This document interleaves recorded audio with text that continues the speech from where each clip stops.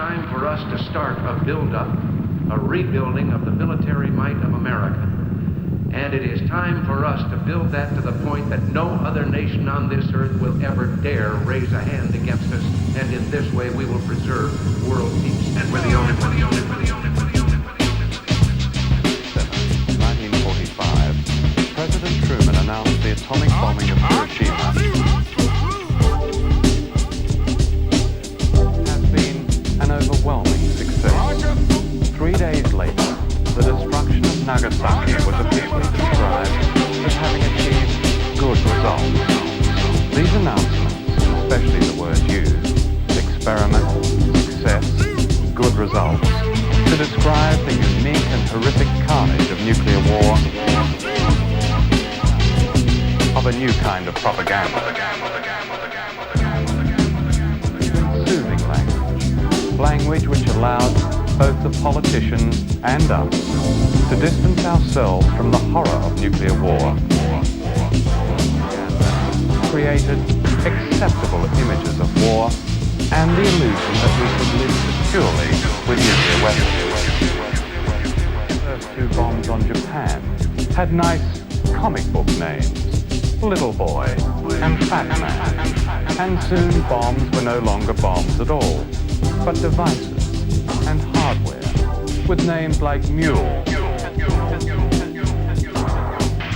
Bigger and more lethal weapons were called modernized systems.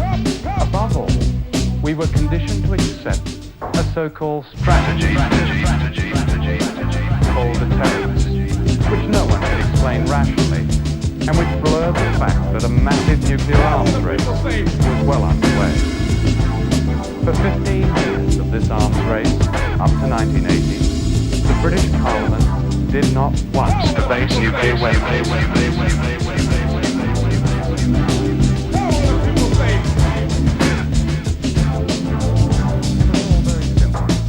Our side was simply the good guys of the West, and the other side were the bad guys.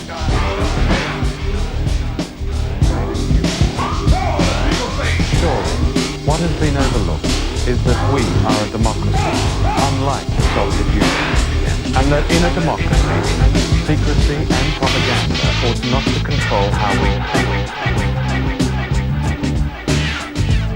That principle is assumed throughout this documentary. Today, for many of us, the unthinkable, nuclear war, has become the thinkable. Aware that we have been led across this threshold. Today we are guided by new reassuring words, like theater nuclear, limited nuclear. That is, a nuclear war limited to Europe. A nuclear war in which victory is possible. But victory for whom? The good guy or the bad guy?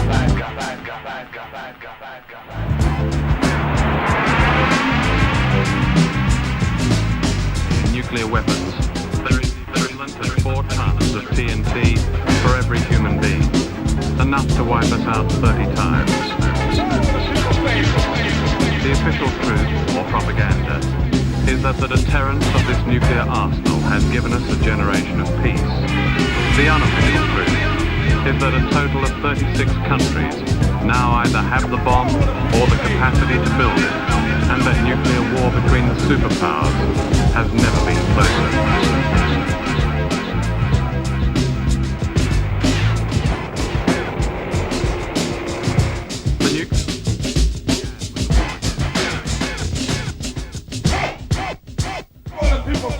Urge President Roosevelt.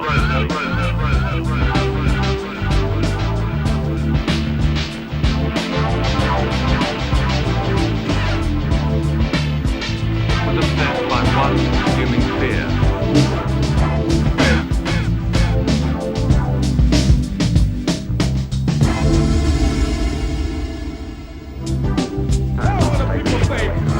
Don't work all right, Robert, and I'm sure we'll never be sorry for it.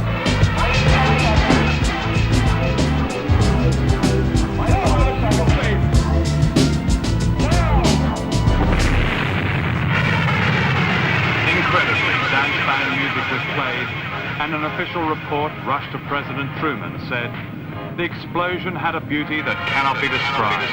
The beauty great poets dream of." 21 days later, a plane called the Enola Gay took off for Hiroshima, in spite of the fact that the Americans had broken the Japanese code and knew the war was all but over.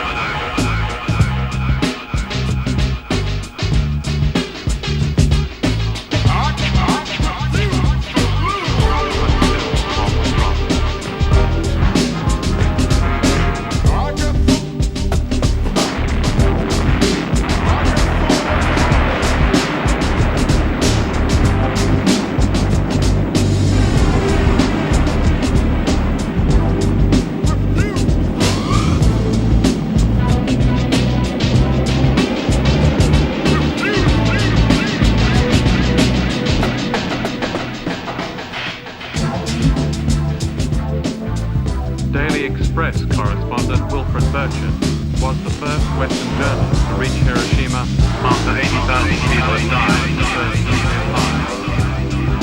First of all, I think that you're false.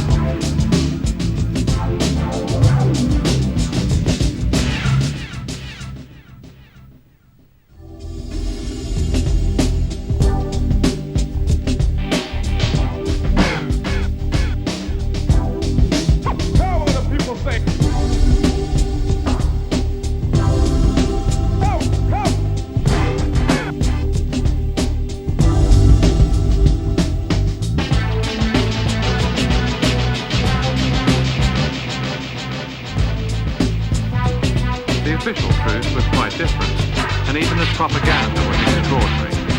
Here, in the New York Times, the War Department denies categorically that the bomb produced dangerous radioactivity.